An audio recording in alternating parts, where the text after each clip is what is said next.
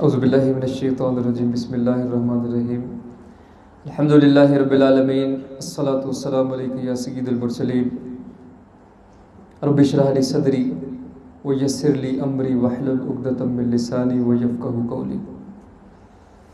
ماہ ربیع الاول کا آغاز ہے اور اسی مہینے کی خصوصیت اور نسبت کی وجہ سے ہمارے آج کے بیان کا موضوع، ہماری آج کی محفل کا موضوع انہی ایام کی نسبت سے تاجدار انبیاء، رسولوں کے شہنشاہ، دونوں جہانوں کے سردار، ہمارے امام جناب احمد مجتبی حضرت محمد مصطفیٰ صلی اللہ علیہ وآلہ وسلم کہ سفر آخرت کے حوالے سے ان ایام، جو یہ ایام تھے آپ کے وصال ظاہری سے پہلے، ان کا ذکر ہوگا آج، تاکہ اس ذکر سے برکات حاصل کی جائیں۔ تو رسول اللہ صلی اللہ علیہ وآلہ وسلم آپ سفر کے مہینے کے آخری دنوں میں آپ کو جو مرض علالت، جس مرض سے آپ کا وصال ہوا، سفر کے مہینے کے آخری ہفتے میں وہ مرض لاحق ہوا، لیکن رسول اللہ صلی اللہ علیہ وآلہ وسلم نے اس سے پیشتر سرکار نے پیشن گوئی دی تھی۔ حضرت ابو سعید خدری رضی اللہ تعالی عنہ روایت فرماتے ہیں کہ مسجد نبوی میں رسول اللہ صلی اللہ علیہ وآلہ وسلم منبر پر تشریف فرما ہے، صحابہ کرام مسجد میں سامنے بیٹھے ہیں، تو بیان کرتے ہوئے رسول اللہ صلی اللہ علیہ وآلہ وسلم نے فرمایا کہ اللہ نے اپنے بندوں میں سے ایک بندے کو دو باتوں میں سے ایک بات اختیار کرنے کا اختیار دیا، یا تو دنیا کی زندگی، اس کی زیب و زینت، اس کی آسائش اس کو اختیار کرے، یا پھر اللہ کے پاس آخرت میں جو اجر ہے اور دیدار الہی کی جو نعمت عظیم ہے اسے اختیار کرے۔ یہ بات رسول اللہ صلی اللہ علیہ وآلہ وسلم مسجد نبوی کے منبر پہ بیان فرما رہے ہیں۔ تو آپ نے فرمایا کہ اس بندے نے وہ اختیار کیا کہ جو اللہ کے پاس ہے اور آخرت میں ہے، اور اللہ کے اس بندے نے دنیا کی طرف رغبت نہ کی۔ سب صحابہ کرام مسجد نبوی میں تشریف فرما ہے، رسول اللہ صلی اللہ علیہ وسلم نے یہ بات ایسے بیان کی جیسے آپ کسی بھی رینڈم شخص کا ذکر کر رہے ہیں۔ سب صحابی سنتے رہے بڑے تحمل سے، سوائے حضرت ابو بکر صدیق رضی اللہ تعالیٰ۔ جب انہوں نے یہ بات سنی تو زاروں قطار رونے لگے، بے ساختہ رونے لگے، اتنا روئے کہ داڑھی بھیگ گئی، اتنا روئے کہ داڑھی بھیگ گئی۔ تو جو صحابہ کرام تھے، جو نہیں جانتے تھے مقام صدیق اکبر کو، انہوں نے طنز کیا، انہوں نے بات کی کہ اس بزرگ کو دیکھو، اللہ کے نبی کسی شخص کا واقعہ بیان کر رہے ہیں اور یہ رونے میں مصروف ہے۔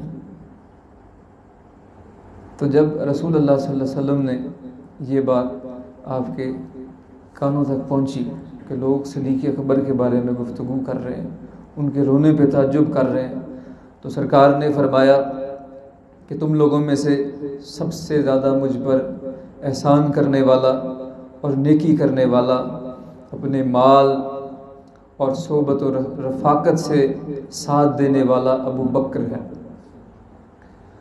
اور سرکار نے اسی موقع پہ حکم کیا کہ مسجد نبوی کے جتنے دروازے ہیں سب بند کر دیے جائیں، سوائے اس دروازے کے جو حضرت ابو بکر صدیق کے گھر کی طرف جاتا تھا، سب دروازے بند کر دیے گئے اس موقع پہ۔ تو یہ حضرت ابو بکر صدیق رضی اللہ تعالیٰ عنہ کی کمال فہم، آپ کی فراست، آپ کی معاملہ فہمی کی طرف اشارہ تھا کہ وہ سمجھ گئے کہ رسول اللہ صلی اللہ علیہ وسلم جس شخص کے بارے میں گفتگو فرما رہے ہیں، اپنے بیان میں جس شخص کی طرف اشارہ کیا، وہ سرکار خود ہیں، وہ سرکار خود ہیں۔ تو حضرت ابو سعید خدری رضی اللہ تعالیٰ عنہ کی یہ جو روایت ہے، سب سے پہلا اشارہ رسول اللہ صلی اللہ علیہ وسلم نے اپنے وصال ظاہری کا اس موقع پہ مسجد نبوی میں آپ نے یہ اشارہ دیا۔ تو ماہ سفر کا جب آخری ہفتہ آیا تو اس وقت رسول اللہ صلی اللہ علیہ وآلہ وسلم کو بقیع غرقد کے جو لوگ ہیں ان کے لیے دعا کرنے کا حکم دیا گیا۔ غرقد عربی زبان میں قبرستان کو کہتے ہیں، کہ بقیع کا جو قبرستان تھا، رسول اللہ صلی اللہ علیہ وآلہ وسلم کو حکم دیا گیا کہ وہاں جا کے اہل قبور کے لیے دعا فرمائیں۔ مدینہ شریف جن لوگوں کو جانے کا اتفاق ہوا ہے، بالکل مسجد نبوی کے ساتھ متصل ہے اس وقت یہ قبرستان۔ تو رسول اللہ صلی اللہ علیہ وآلہ وسلم اہل بقیع کے لیے دعا کے لیے تشریف لے جاتے، اور ساتھ میں روایات میں ہے کہ غزوہ احد کے جو شہداء ہیں ان کے لیے بھی آپ دعا کے لیے جاتے۔ تو روایت میں ہے کہ ایک مرتبہ آدھی رات کا وقت رسول اللہ صلی اللہ علیہ وآلہ وسلم نے اپنے غلام ابو محبہ رضی اللہ تعالی عنہ ان کو بیدار کیا۔ آدھی رات کا وقت ہے، رسول اللہ صلی اللہ علیہ وسلم نے اپنے غلام کو بیدار کیا، فرمایا اے ابو محبہ اٹھو، ہمیں بقیع کے لیے دعائے مغفرت کے لیے جانا ہے۔ تو رسولوں کے شہنشاہ اپنے بستر سے بیدار ہوئے اور جنت البقیع کی طرف گئے، ساتھ میں آپ کے غلام ابو محبہ آپ کے ساتھ وہ بھی گئے۔ تو جنت البقیع میں جا کے سرکار نے السلام علیکم یا اہل القبور کہا، اور اس کے بعد کافی دیر اہل قبور کے لیے دعا فرمائی۔ اتنی دعا کی کہ ابو محبہ فرماتے ہیں کہ حضور نے ایسی دعا فرمائی کہ مجھے رشک آنے لگا، اور میں نے چاہا کہ کاش میں بھی ان قبر والوں میں سے ہوتا، کہ کاش میں بھی ان قبر والوں میں سے ہوتا۔ تو دعا فرمانے کے بعد رسول اللہ صلی اللہ علیہ وسلم نے مجھے مخاطب کیا اور کہا کہ اے ابو محبہ، دنیا کے خزانوں کی کنجیاں مجھے پیش کی گئیں، دنیا کے خزانوں کی کنجیاں مجھے پیش کی گئیں، اور مجھے اختیار دیا گیا ہے کہ میں اگر چاہوں تو دنیا میں ہمیشہ ہمیشہ کے لیے رہوں، یہاں تک کہ جنت میں بھی اعلیٰ مراتب پاؤں، یا پھر دوسرا اختیار یہ کہ میں اپنے رب سے ملاقات کروں اور اس کی طرف جانے میں جلدی کروں۔ تو اے ابو محبہ، میں نے اپنے رب کی ملاقات کو ترجیح دی۔ تو یہ بات سن کے ہر عاشق کی طرح حضرت ابو محبہ انہوں نے بھی عرض کی، انہوں نے کہا یا رسول اللہ، اگر کچھ دیر اور قیام فرمائیں، اگر کچھ دیر آپ اور قیام فرمائیں تو اس سے ہم جیسے جو آپ کے غلام ہیں، جو آپ کے عاشق ہیں، ہماری تالیف قلوب ہوگی، ہماری خوشی ہوگی، ہمارے لیے خوشی کا سامان ہوگا اگر آپ مزید اس جہان میں قیام فرمائیں۔ تو نبی پاک صلی اللہ علیہ وسلم نے نفی کا اشارہ دیا، اور آپ نے فرمایا نہیں، میں اپنے رب کی ملاقات کو پسند کرتا ہوں۔ دعائے خیر کے بعد آپ واپس آئے، اسی طرح احد کے شہداء کے لیے بھی دعا کے لیے اب جاتے رہے۔ تو یہاں اس حکم میں اللہ تبارک و تعالیٰ کی طرف سے بڑا لطیف ایک اشارہ ہے کہ نبی پاک صلی اللہ علیہ وسلم ظاہری طور پہ ایک جہان سے دوسرے جہان کی طرف آپ نے جانا تھا، تو حکم الہی ہوا تاکہ آپ کی طبیعت اس طرف مائل ہو، اور کثرت سے آپ کو اہل قبور کی دعا کے لیے کہا گیا۔ تو ایسے ہی ایک مرتبہ آپ اہل القبور کے لیے دعا سے واپس آئے، اور اس وقت وہ درد سر کا عارضہ لاحق ہوا جو کہ بعد میں مرض الموت کا باعث بنا، تو درد سر میں شدید درد لاحق ہوئی۔ تو جیسے کہ آپ کے علم میں ہے، رسول اللہ صلی اللہ علیہ وآلہ وسلم کسی ایک امہات المومنین کے گھر میں قیام نہیں فرماتے تھے، باریاں لگی ہوتی تھیں۔ ایک رات ایک امہات المومنین کے گھر، دوسری رات دوسری امہات المومنین کے گھر، اور اس طرح سے ایک روٹین وائز وہ سلسلہ تھا۔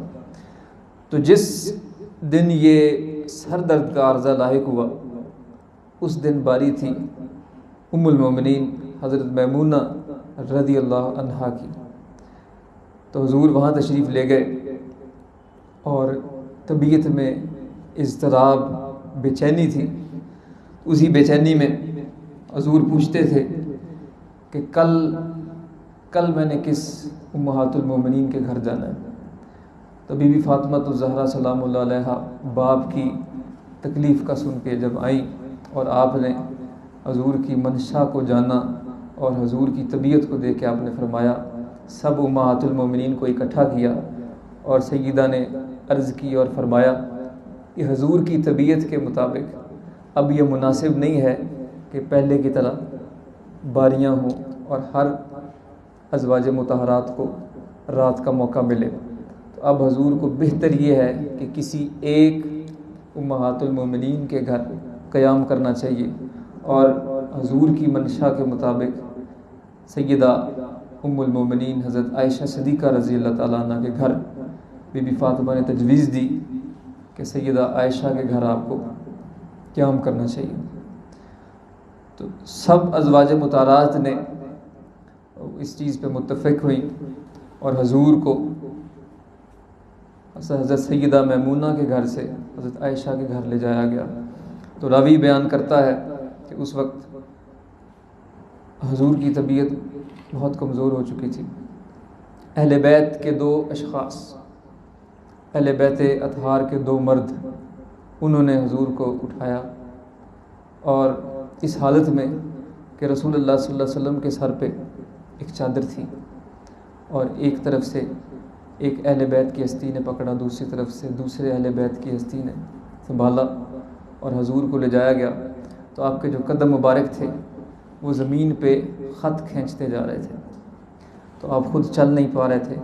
2 لوگوں کے سہارے حضور کو حضرت میمونہ رضی اللہ تعالیٰ عنہ کے گھر سے حضرت عائشہ صدیقہ رضی اللہ تعالیٰ عنہ کے حجرے تک لے جایا گیا۔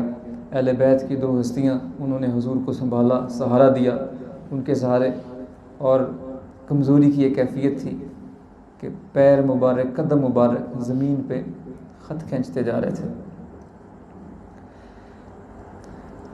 جوں دن گزرتے گئے، سفر کا مہینہ ختم ہوا اور ربیع الاول کا مہینہ شروع ہوا، یہ مرض شدت اختیار کرتا گیا۔ حضرت عائشہ صدیقہ کے گھر حضور جب اس مرض میں تھے، بہت سے لوگوں نے نسخے مختلف لے کے آئے، دوائی کی کوشش کی، لیکن مرض بڑھتا گیا جوں دوا کی، اور طبیعت سنبھلنے میں نہیں آ رہی تھی۔ تو ام المومنین حضرت عائشہ صدیقہ رضی اللہ تعالیٰ عنہا، انہوں نے جب یہ کیفیت دیکھی تو کچھ کلمات تھے اللہم اذہب الناس والے، تو وہ حضور ماضی میں بیماری کے دنوں میں وہ کلمات اپنے پہ پڑھ کے دم کیا کرتے تھے۔ تو حضرت عائشہ صدیقہ نے محبت کی، ایک فطری محبت کی وجہ سے وہ کلمات پڑھ کے حضور پہ دم کرنا چاہے، تو میرے نبی نے فرمایا کہ عائشہ اب یہ کلمات اثر نہیں کریں گے، اب یہ کلمات اثر نہیں کریں گے، اب وقت آ چکا ہے، اب یہ تعویذ جو ہے، ان کلمات کا جو رقیہ ہے یہ اثر نہیں کرے گا۔ مرض شدت اختیار کرتا گیا، اور اس شدت کو دیکھ کے حضرت عائشہ صدیقہ پریشان ہوئیں کہ اتنی تکلیف۔ تو رسول اللہ صلی اللہ علیہ وآلہ وسلم نے فرمایا بی بی عائشہ صدیقہ کی پریشانی دیکھ کے کہ اے عائشہ، اللہ تعالیٰ انبیاء اور صلحاء پر ابتلاء اور آزمائش انتہائی سخت اور شدید بھیجتا ہے، کوئی مومن ایسا نہیں ہے جسے کوئی مصیبت اور ایذا پہنچے حتیٰ کہ پاؤں میں کانٹا بھی چبھے، مگر یہ کہ اللہ تعالیٰ اس کے سبب اس کا درجہ بلند فرماتے ہیں اور اس کے گناہوں کو محو فرماتے ہیں، مٹا دیتے ہیں۔ تو یہ رسول اللہ صلی اللہ علیہ وسلم نے امت کو تعلیم دینے کی خاطر کہ جب بھی مشکل آپ پہ آئے، جب بھی کسی مومن پہ مصیبت آتی ہے، تکلیف آتی ہے، حضور نے مثال دی ایک کانٹا چبھنے کی۔ ایک کانٹا بھی آپ کو جب چبھتا ہے اس کے بدلے اللہ تعالیٰ آپ کے مرتبے بلند کرتا ہے اور اس کی وجہ سے آپ کے گناہ معاف کیے جاتے ہیں۔ تو یہ بات حضور نے اپنے بارے میں نہیں فرمائی، یہ امت کو تعلیم دینے کی خاطر۔ تو حضور نے فرمایا حق تعالیٰ انبیاء اور صلحاء پر امتحان اور آزمائش سخت بھیجتا ہے۔ جتنا کوئی انسان اللہ کے قریب ہے، اولیاء اللہ ہے، صلحاء ہے، جتنا کسی ولی کا مقام زیادہ ہے اتنی ہی مصیبت اور سختی اس پہ زیادہ ہوگی، کیونکہ اللہ نہیں چاہتا کہ اللہ کا بندہ دنیا میں ملوث ہو جائے۔ تو اسی سے ملتی جلتی ایک اور روایت ہے کہ رسول اللہ صلی اللہ علیہ وآلہ وسلم نے فرمایا کہ لوگوں میں سب سے زیادہ آزمائش اور امتحان ہم انبیاء پر آتی ہے، اور انبیاء میں سے سرکار نے فرمایا کہ ہماری ذات پہ سب سے زیادہ آزمائش آئی، امتحان آئے۔ اور اس کے بعد حضور نے فرمایا امت میں جو صلحاء ہیں، جو سادات اکرام ہیں، جو آل محمد ہیں، پچھلے پورے سال میں ائمہ اثنا عشرہ کے جو لیکچر ہوئے آپ سب نے سنا، کتنی مشکلات، کتنی سختیاں آل محمد صلی اللہ علیہ وآلہ وسلم نے برداشت کی۔ تو جتنا کسی کا مقام زیادہ ہے اتنی ہی آزمائش کا زیادہ سامنا کرنا پڑتا ہے۔ اسی طرح اولیاء اللہ میں سب سے زیادہ مشکل ابدال دیکھتے ہیں، پھر اس کے بعد اسی طرح غوث دیکھتے ہیں، پھر کتب دیکھتے ہیں، جتنا کسی کا مقام ہے اس کے مطابق۔ تو رسول اللہ صلی اللہ علیہ وسلم کی جو مرض الموت تھی اور جو آپ کی تکلیف تھی انتہائی سخت۔ حضرت عائشہ صدیقہ روایت کرتی ہیں کہ میں نے کسی کو نہیں دیکھا جس کی بیماری رسول اللہ صلی اللہ علیہ وآلہ وسلم کی بیماری سے زیادہ سخت ہو۔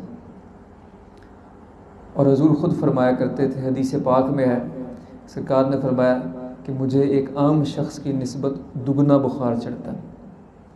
ایک عام شخص جتنا محسوس کرتا ہے اس سے دگنی بیماری کی تکلیف حضور فرماتے ہیں کہ مجھے محسوس ہوتی تھی۔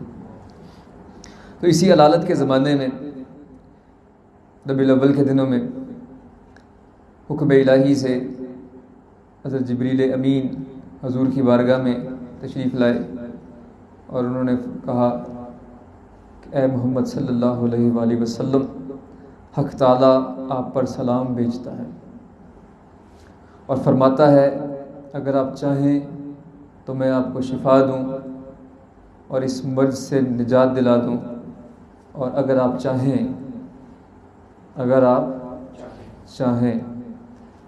یہ اللہ کی اپنے محبوب سے گفتگو ہو رہی ہے، اگر آپ چاہیں تو آپ کو اس مرض سے نجات دلا دوں اور اگر آپ چاہیں دوسری آپشن یہ ہے کہ اسی مرض میں اللہ تعالیٰ آپ کو وفات دے اور حق تعالیٰ کا وصل عطا کرے۔ تو آج کل کے زمانے کا کوئی بندہ ہوتا اس نے کہنا تھا نہیں جی ہمیں زندگی چاہیے، لیکن جب انسان حقیقت سے آشنا ہو جاتا ہے، جب انسان قرب الہی کی لذت سے آگاہ ہو جاتا ہے، تو اس وقت یہ دنیا کی نعمتیں، دنیا کی زندگی یہ ہیچ نظر آتی ہے، اس کا فائدہ نظر نہیں آتا، دنیا کی رنگینیوں میں چمک نظر نہیں آتی۔ اس وقت اس کا جواب وہی ہوتا ہے جو میرے نبی صلی اللہ علیہ وآلہ وسلم کا تھا۔ تو آپ نے جواب دیا، اے جبریل، میں نے آج کے دن اپنے آپ کو اپنے رب کے سپرد کیا، وہ جو چاہے میرے ساتھ کرے۔ میں نے آج کے دن اپنے آپ کو اپنے رب کے سپرد کیا۔ تو میرے نبی کے جتنے کلمات ہیں وہ سب امت کی تعلیم کے لیے ہیں۔ یہاں بھی امت کی تعلیم کے لیے بڑا ایک لطیف پہلو، حضور نے فرمایا میں نے اپنے آپ کو اللہ کے سپرد کیا۔ تو آپ سب بھی کوشش کرو کہ اپنے تمام معاملات اللہ کے سپرد کرو.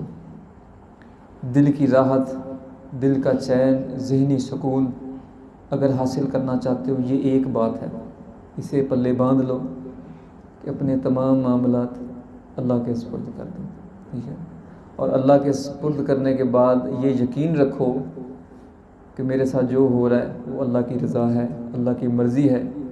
اور جب اس پہ قناعت اختیار کرو گے، نہ انزائٹی ہوگی، نہ ڈپریشن ہوگا، نہ کسی قسم کی ذہنی قلبی گھبراہٹ ہوگی، یقین ہو جائے گا. اور جو شخص اس پہ عمل پیرا ہو جائے، جو شخص اس بات پہ مضبوطی سے گامزن ہو جائے، کس بات پہ؟ جو حضور نے فرمایا کہ میں نے اپنا آپ اللہ کے سپرد کر دیا. جو بندہ یہ کام کر لے اسی کو ولی اللہ کہتے ہیں. ولی اللہ کا مطلب یہ نہیں ہے کہ اس برتن کو سونے کا کر دیا جائے، یا ہوا میں اڑ کے دکھایا جائے، یا لوگوں کے کام ہونا شروع ہو جائیں. لوگوں کے کام تو ہندو بھی کر سکتے ہیں، ٹھیک ہے، عیسائی بھی کر سکتے ہیں. اصل ولایت، اصل فقیری، اصل درویشی یہ ہے کہ اپنا آپ اللہ کے سپرد کر دو، اللہ کی رضا کے مطابق ہو جاؤ کہ یہ میرے مالک کی رضا ہے، اور جیسے میرے مالک کی رضا ہے میں اس پہ راضی ہوں.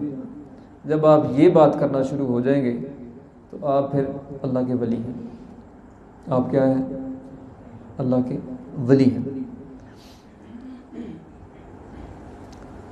تو اس تکلیف میں حضور اکثر فرمایا کرتے کہ خیبر میں، جنگ خیبر کے دوران یہودیوں نے سازش کے ذریعے بکرے کے گوشت میں زہر ملا کے وہ دھوکے سے حضور کو کھلا دیا تھا. تو حضور فرماتے تھے کہ اس زہر کا اثر میں تب سے محسوس کرتا ہوں اپنے جسم میں.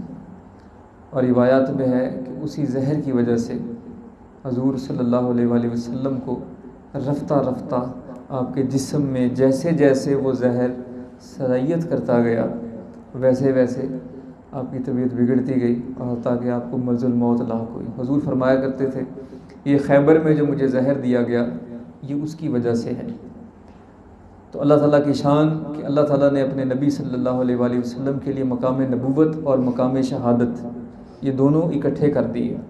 کیونکہ آپ کے علم میں ہے کہ زہر کھانے سے اگر کسی کی موت واقعہ ہو تو ہم اسے شریعت کے مطابق شہادت سری کہتے ہیں.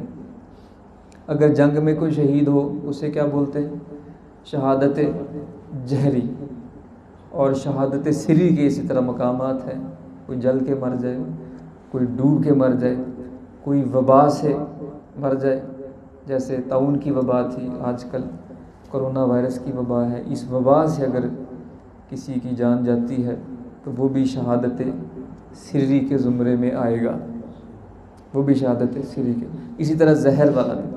اور زہر کے بارے میں جیسے آپ نے دیکھا جو ائمہ اثنا عشر ہے اس میں بھی کافی ہستیاں زہر دینے کی وجہ سے ان کی شہادت ہوئی. امام حسن علیہ السلام، امام علی رضا علیہ السلام، ٹھیک ہے، ایسی ہستیاں زہر دیا گیا.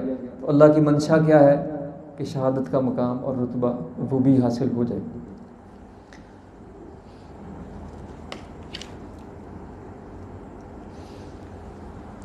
ان ایام میں دیگر جو واقعات ہوئے ان میں حضرت عائشہ صدیقہ رضی اللہ تعالی عنہا روایت کرتی ہیں کہ رسول اللہ صلی اللہ علیہ وآلہ وسلم کی بیماری جب مزید بگڑی تو وقت آ گیا کہ حضور نکاہت محسوس کرتے تھے اور مسجد نبوی میں جا کے امامت کرنے کی طاقت نہ رہی. تو ایک دن حضرت بلال حبشی جو آپ کے علم میں ہے مسجد نبوی میں اذان دیا کرتے، ان کی یہ عادت تھی کہ اذان دینے کے بعد وہ رسول اللہ صلی اللہ علیہ وسلم کے حجرے پہ آیا کرتے اور اجازت طلب کرتے، یا رسول اللہ نماز کے لیے تشریف لائے. تو ایک دن ایسے ہی حضرت بلال رسول اللہ صلی اللہ علیہ وسلم کے حجرے پہ آئے اور دستک دی. تو آپ نے جواب دیا کہ اے بلال، ابو بکر سے کہو کہ امامت کروائیں.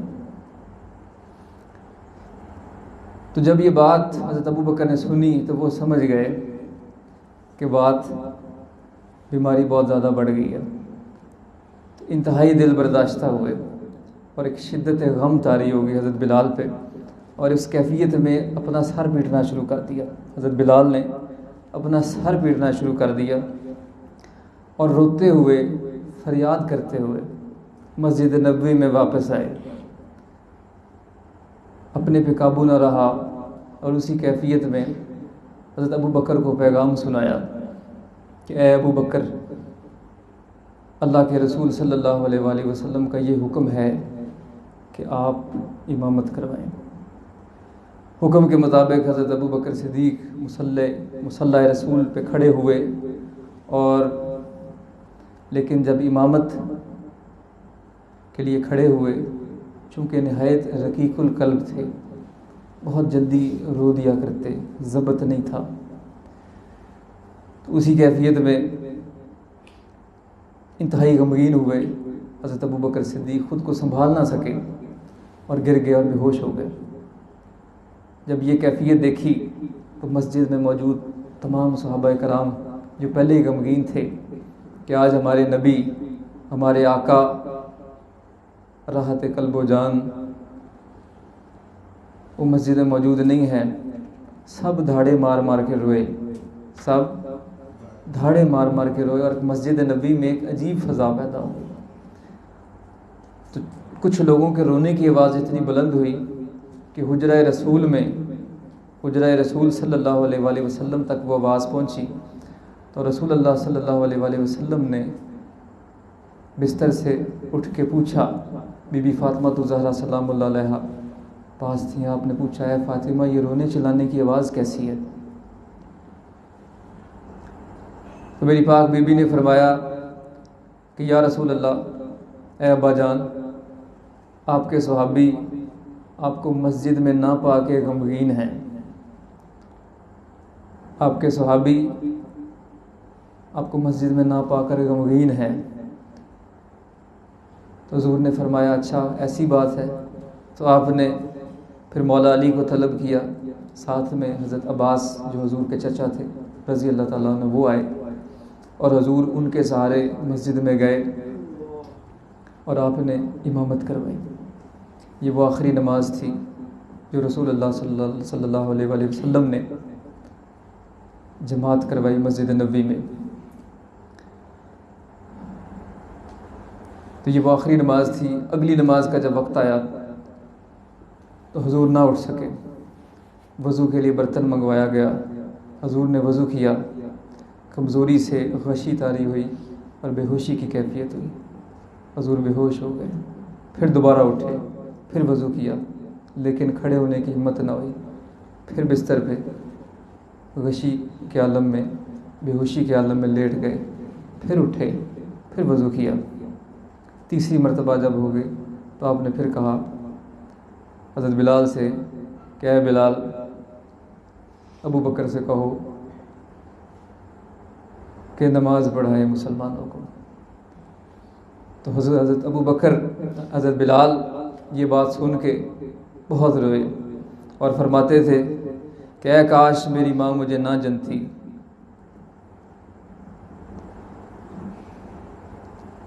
اے کاش میری ماں مجھے نہ جنتی اور اس دن کو دیکھنے سے پہلے مجھے موت آ جاتی کہ میں رسول اللہ کو اس حال میں دیکھتا۔ اس دن کو دیکھنے سے پہلے مجھے موت آ جاتی اور میں رسول اللہ صلی اللہ علیہ وآلہ وسلم کو اس حال میں نہ دیکھتا۔ تو لہٰذا حکم کے مطابق حضرت ابو بکر صدیق نے نماز پڑھائی مسلمانوں کو، اور یہ اشارہ تھا مسلمانوں کی طرف، مسلمانوں کے لیے حضور کی طرف سے کہ حضور کے بعد خلیفہ اور امام حضرت ابو بکر صدیق ہوں گے اور انہی کی پیروی کرنی ہے تمام معاملات میں۔ یہ ایک اشارہ تھا مسلمانوں کے لیے، جس کو ذی شعور صاحب فہم جو صحابہ کرام تھے وہ سمجھ گئے کہ حضور کی منشا کیا ہے۔ اسی طرح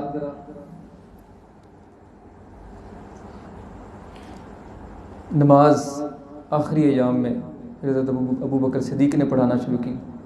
ایک دن فجر کے وقت میرے نبی صلی اللہ علیہ وآلہ وسلم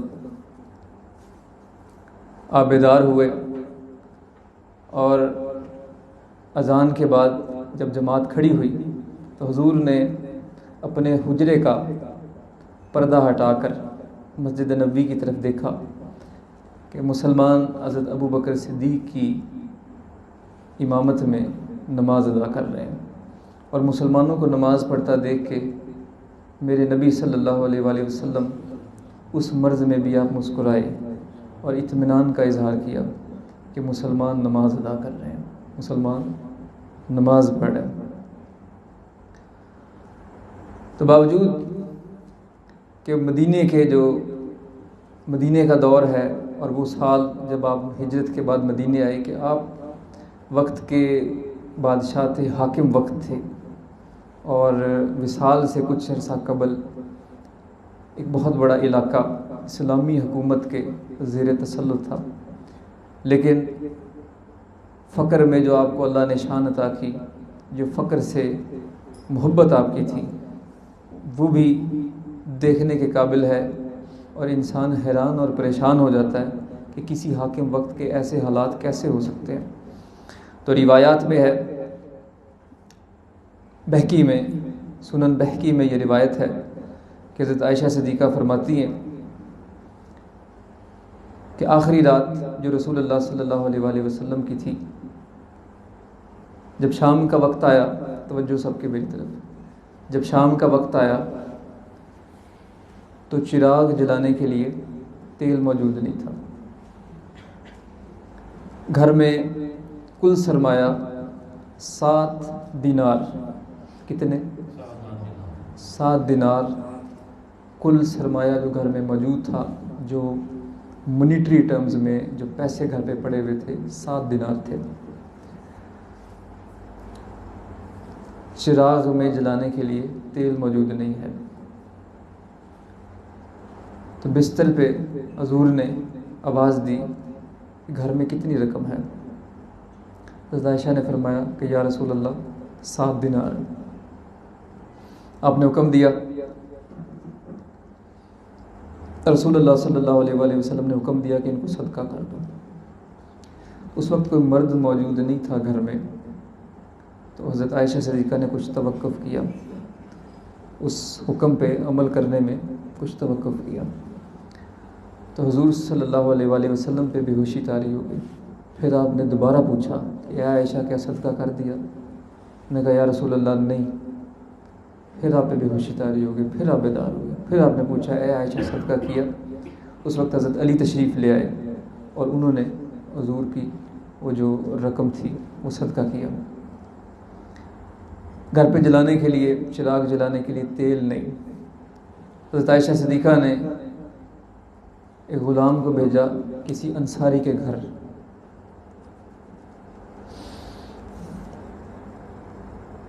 اور ان سے کہا کہ اس انصاری سے کہو کہ رسول اللہ صلی اللہ علیہ وآلہ وسلم کا آخری وقت ہے اور گھر پہ جلانے کے لیے تیل نہیں ہے، تو برائے مہربانی تھوڑا سا تیل دے دے کہ رسول اللہ صلی اللہ علیہ وآلہ وسلم کے گھر چراغ جلے۔ ادھار پہ تیل لیا، اور حضور کی آخری رات اس تیل سے وہ چراغ جلا۔ یہ شان ہے دونوں جہانوں کے سردار کی، رسولوں کے شہنشاہ کی اور انبیاء کے پیشوا کی، کہ جن کا یہ فرمان ہے کہ اللہ نے دونوں جہانوں کے خزانوں کی چابیاں ہمیں عطا کی۔ انا قاسم، اللہ موتی و انا قاسم، اللہ عطا کرنے والا ہے اور میں بانٹنے والا ہوں۔ حضور نے فرمایا سب خزانوں کے مالک ہم ہیں، لیکن فقر کی شان یہ ہے کہ اپنے پاس کچھ نہیں رکھا، اپنے پاس کچھ نہیں رکھا۔ یہ آپ کی شان فقر ہے۔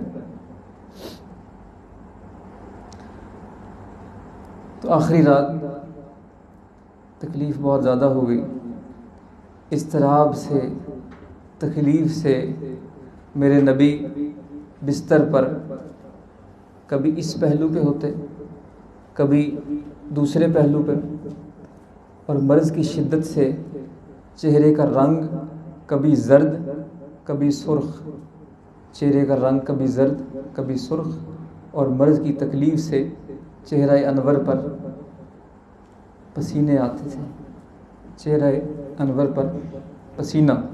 تو اس عالم میں پانی کا ایک پیالہ وہ حضور کے پاس رکھا گیا، اور حضور اپنے ہاتھ تار کرتے اس پیالے میں اور اپنے چہرے پہ ایسے مل لیتے اور ساتھ دعا کرتے، اللہم اعنی علی سکرات الموت۔ امت کے لیے دعا کرتے کہ اے اللہ اپنے اس بندے حضرت محمد صلی اللہ علیہ وآلہ وسلم کی موت کی سختی کی وجہ سے میری امت کو بخش دے،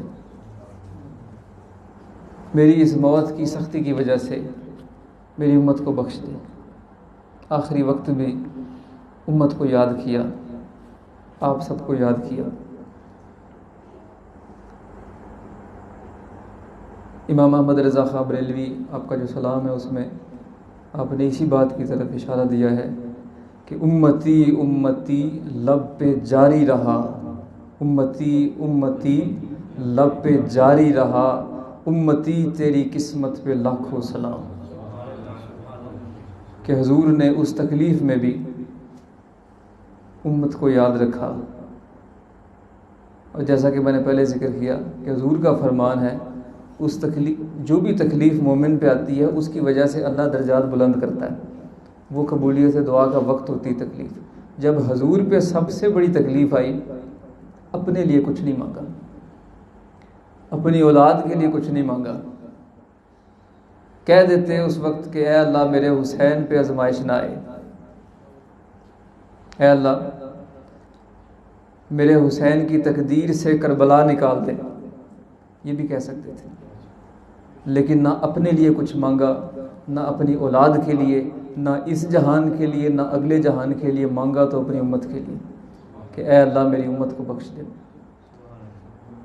اے اللہ میری امت کو بخش دے۔ اور نصیحتیں جو کی وہ بھی امت کے لیے، الصلاۃ وما ملکت ایمانکم، کہ اے لوگوں میرے بعد نماز نہ چھوڑنا، نماز نہ چھوڑنا۔ آخری وقت نماز کی طرف حضور کی رغبت، ترغیب، نصیحت۔ آخری فجر کی نماز جب مسلمانوں کو دیکھا حضرت ابو بکر صدیق کی امامت میں نماز پڑھ رہے ہیں تو حضور مسکرائے تکلیف کے باوجود۔ حضور کی رضا اس میں ہے، آپ کی خوشی اس میں ہے کہ آپ کی امت اور مسلمان نماز پڑھیں، اور جب نصیحت کی تو وہ بھی نماز کی۔ الصلاۃ ما ملکت ایمانکم، نماز کی۔ اور دوسرا جو لوگ آپ کے نیچے کام کر رہے ہیں، جو ملازم ہیں، جو گھر میں نوکر ہیں، جن کو ہم لوگ گالیاں دیتے ہیں، جن کو ہم لوگ کھانے کو کم دیتے ہیں، پہننے کو نہیں دیتے، جن کو ہم اپنے برابر نہیں سمجھتے، حضور نے فرمایا یہ تمہارے بھائی ہیں، اللہ نے تقدیر میں ان کو تمہارے ماتحت کر دیا، ورنہ یہ بھی تمہارے جیسے ہیں۔ حضور نے یہ وصیت فرمائی۔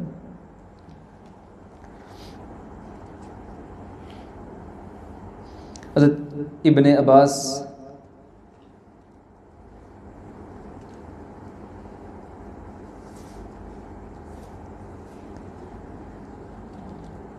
وصال سے کچھ وقت قبل،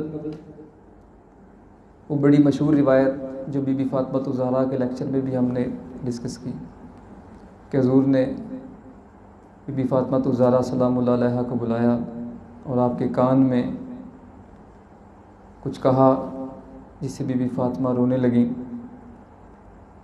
اور پھر دوبارہ کچھ کہا جس سے آپ مسکرانے لگیں۔ تو بعد میں سیدہ بی بی فاطمہ الزہرا سلام اللہ علیہ نے فرمایا، کسی نے پوچھا کہ اے فاطمہ، حضور نے آپ کے کان میں کیا کہا کہ آپ رونا شروع ہوئیں اور پھر ہنسنے لگ گئی؟ تو سیدہ کائنات نے فرمایا کہ پہلی مرتبہ رسول اللہ صلی اللہ علیہ وسلم نے مجھے کہا کہ اے میری بیٹی، کہ میں اس دنیا سے جانے والا ہوں، تو جس پہ میں رونا شروع ہو گئی، اور بعد میں حضور نے فرمایا کہ اے فاطمہ، میرے بعد میرے گھر والوں میں سے سب سے پہلے آپ میرے سے آ کے ملیں گی، تو اس پہ میں خوش ہو گئی۔ حضرت ابن عباس رضی اللہ تعالیٰ عنہ آپ فرماتے ہیں، اللہ رب العزت نے ملک الموت کو حکم دیا کہ میرے محبوب کی روح قبض کر لو، اور ساتھ میں یہ بھی کہا کہ بغیر اجازت اندر نہ جانا، بغیر اجازت میرے نبی کے گھر مت جانا۔ تو ملک الموت ہر کسی کے پاس آنا ہے، نبیوں کے پاس بھی آنا ہے، رسولوں کے پاس بھی، ولیوں کے پاس بھی، نیک لوگوں کے پاس بھی، اور گنہگاروں کے پاس بھی۔ یہ اللہ نے اس فرشتے کی ڈیوٹی لگائی ہے، کیونکہ یہ جہان فانی ہے، موت سب کو ہے، وَكُلُّ مَنْ عَلَيْهَا فان، کہ ہر چیز کو موت ہے۔ اس جہان میں جو چیز ہے، جو شخص ہے، جو کوئی آیا ہے، وہ جانے کے لیے آیا ہے۔ حضرت ابن عباس فرماتے ہیں کہ اللہ نے حکم دیا ملک الموت کو کہ میرے محبوب کی روح قبض کرو، لیکن بغیر اجازت اندر نہ جانا۔ تو ملک الموت ایک اعرابی کی شکل میں حجرہ رسول صلی اللہ علیہ وسلم کے دروازے پہ آئے اور دروازے پہ دستک دی۔ اب کس شکل میں ہے ملک الموت؟ ایک اعرابی کی شکل میں۔ اعرابی جو عرب کے صحرا میں لوگ رہنے والے تھے، اس شکل میں ملک الموت دروازے پہ۔ اور دو روایات ہیں۔ پہلی روایات میں ملک الموت نے کہا السلام علیکم یا ایھا النبی، دوسری روایت میں الفاظ ہیں السلام علیکم یا اہل البیت محمد، کہ نبی کے گھر والوں سلام ہے۔ تو جب دروازہ نوک ہوا تو بی بی فاطمہ الزہرا سلام اللہ علیہ آپ رسول اللہ صلی اللہ علیہ وسلم کے حجرے میں تشریف فرما تھی۔ آپ دروازے پہ گئیں اور پوچھا کون ہے؟ اس اعرابی نے کہا، ملک الموت نے کہا کہ اللہ کے نبی سے ملنا ہے۔ تو سیدہ کائنات نے جواب دیا کہ جاؤ کسی اور وقت آنا، حضور اس وقت مشغول ہیں، اس وقت مل نہیں سکتے، اس وقت مشغول ہیں، اس وقت مل نہیں سکتے۔ تو حضور نے اس نکہت کے عالم میں بستر سے مڑ کے پوچھا، اے فاطمہ کون آیا ہے؟ اے فاطمہ کون ہے؟ تو سیدہ کائنات نے فرمایا حضور کوئی اعرابی ہے، وہ کہتا ہے کہ آپ سے ملنا ہے، تو میں نے اسے واپس بھیج دیا۔ تو سرکار دو عالم صلی اللہ علیہ وآلہ وسلم نے فرمایا کہ اے فاطمہ، یہ واپس جانے کے لیے نہیں آیا، یہ اعرابی نہیں ہے۔ تو میری پاک بی بی نے پوچھا کہ یا رسول اللہ پھر یہ کون ہے؟ تو حضور نے فرمایا کہ یہ وہ ہے جو اس جہان کی خواہشیں اور لذتیں ان کو توڑتا ہے، یہ وہ ہے جو عورتوں کو بیوہ کرتا ہے، یہ وہ ہے جو بچوں کو یتیم کرتا ہے۔ تو یہ بات سن کے بی بی فاطمہ الزہرا رونے لگی۔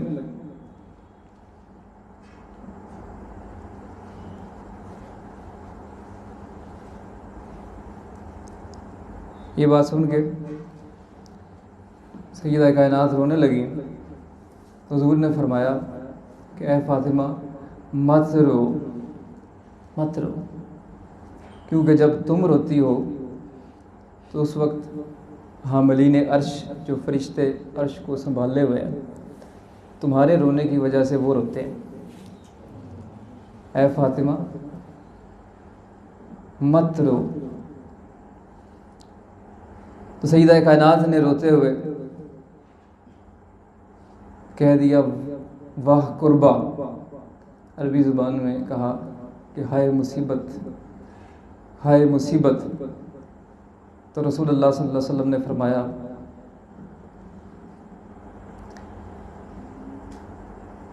کہ تمہارے باپ پہ اس کے بعد کوئی مصیبت نہیں آئے گی، تمہارے والد پر اے فاطمہ اس کے بعد کوئی مصیبت نہیں آئے گی۔ تو آپ نے سیدہ سے کہا سبحان اللہ، اپنے آخری وقت میں کس کو یاد کیا؟ آپ نے سیدہ سے کہا اے فاطمہ اپنے بچوں کو بلاؤ، اپنے بچوں کو لاؤ، حسن اور حسین کو لاؤ۔ حضور کے حکم کے مطابق امام حسن علیہ السلام، امام حسین علیہ السلام، ان کو لایا گیا۔ حضور نے دونوں اپنے بیٹوں کو نواسوں کو بوسے دیے، دونوں سے محبت کی، دونوں سے پیار کیا۔ پھر ازواج مطہرات جو موجود تھیں ان سے آپ نے خطاب کیا، ان کو نصیحتیں کی۔ پھر آپ نے پوچھا کہ علی کہاں ہے؟ علی کو بلاؤ۔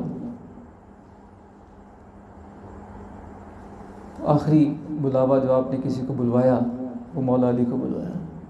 آپ نے کہا کہ علی کو بلاؤ، اور مولا علی کو بھیجا گیا، بھیجا گیا، اور مولا علی آئے تو حضور نے وصیتیں کی، تو جن میں ایک یہ تھی کہ تاجدار انبیاء، دونوں جہانوں کے سردار، حضور کے ذمے ایک یہودی کے چند درہم قرض تھے، ایک یہودی سے کچھ پیسے لیے ہوئے تھے۔ تو حضور نے فرمایا کہ اے علی میری طرف سے وہ قرض اتار دینا، میری طرف سے وہ قرض اتار دینا۔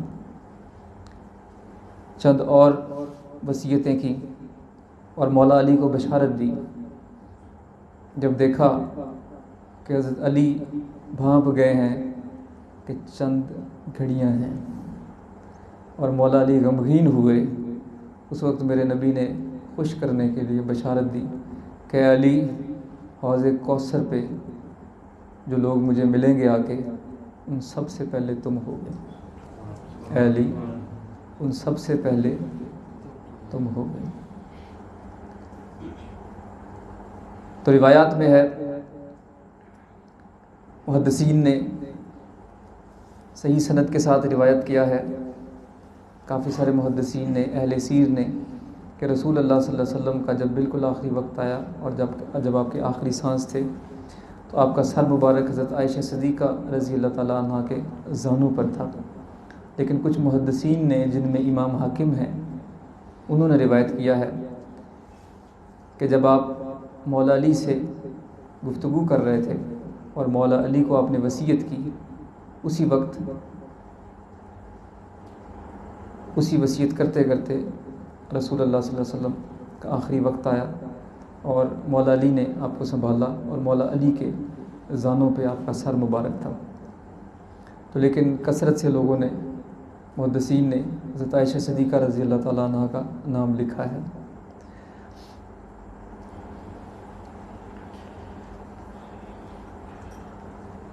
تاریخ وصال کے بارے میں اختلاف ہے امت میں، ابھی تک اتفاق رائے نہیں ہے۔ مشہور جو آپ لوگوں نے سنا ہے کہ 12 ربیع الاول ہے، 12 ربیع الاول نہیں ہے، اس بارے میں امت کا اتفاق نہیں ہے کہ رسول اللہ صلی اللہ علیہ وآلہ وسلم کا وصال اس دنیا سے کس تاریخ پہ ہوا۔ کچھ لوگ 7 ربیع الاول کہتے ہیں، کچھ لوگ 9 ربیع الاول کہتے ہیں، کچھ 14، ٹھیک ہے، لیکن سمجھدار لوگوں کا کہنا 9 ربیع الاول، اس پہ کافی سارے لوگوں نے گفتگو کی ہے، لیکن واللہ عالم و رسول عالم، اللہ اور اللہ کا رسول بہتر جانتا ہے۔ لیکن بزرگان دین کا فرمان ہے کہ یہ جو تاریخیں ہیں 7 ربیع الاول سے لے کے 12 ربیع الاول تک، ان سب تاریخوں میں کثرت سے رسول اللہ صلی اللہ علیہ وسلم کے نام کی خیرات کرنی چاہیے۔ یہ بڑا مستحب عمل ہے، خالی 12 ربیع الاول نہیں، ان دنوں میں بھی خیرات کرنی چاہیے، اور یہ نیکی کا باعث ہے، باعث اجر و ثواب ہے۔ اللہ تعالیٰ ہم سب کو رسول اللہ صلی اللہ علیہ وسلم کی سنت پہ عمل پیدا ہونے کی توفیق عطا فرمائے۔ وآخر دعوانا ان الحمد للہ رب العالمین۔